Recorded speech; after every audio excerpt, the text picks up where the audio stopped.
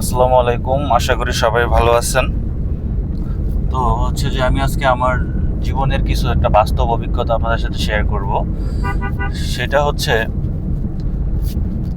এই জীবনে আপনার কেউ আপনার না, আপনি হচ্ছে আপনার সব কিছু।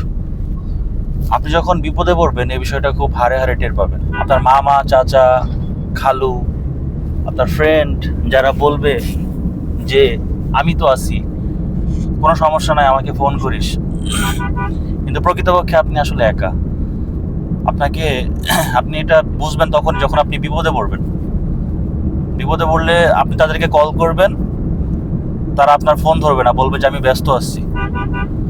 আবার ফোন যদি ধরেও বলবে যে একটু পরে ফোন দিচ্ছি, ঠিক আছে। আবার একটু পরে ফোন দিবেন, উনি দেখবেন যে পরে আর ফোন দিচ্ছে না, পরে আপনি ফোন দিবেন, দেখবেন যে আর ফোন ধরতেছে না। পরে যদি কখনো কোনো এক সময় ধরে, বলবে যে আমি ভুলেই গেছিলাম বা ব্যস্ততায় ছিলাম। তো এই হচ্ছে আমাদের বাস্তবতা। আপনি যখন বিপদে পড়বেন তখন আপনার পাশে কাউকেই পাবেন না। বিপদ থেকে বলবে, আহা, আমাকে আগে বলবা না, তোমার এই এত বড় বিপদ হয়েছে, আমাকে যদি একটাবার বলতা আমি তোমাকে একদম উল্টায় ফেলাইতাম। তো এই হচ্ছে আমাদের আসলে বাস্তবতা। সুতরাং আমার অ্যাডভাইস থাকবে যে যেহেতু আপনার পাশে কেউ থাকতেছে না, সেহেতু আপনার কারো কথা শোনার দরকার নেই। আপনি আপনার নিজের পায়ে দাঁড়ান, নিজের মতো করে কাজ করে যান।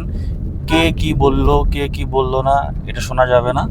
আপনাকে সামনে আগায় যেতে হবে।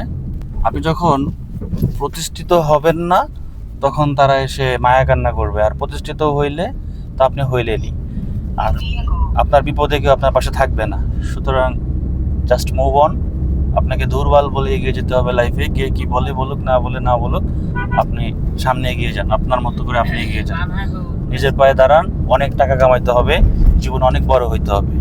সবাই ভালো থাকবেন। আসসালামু আলাইকুম।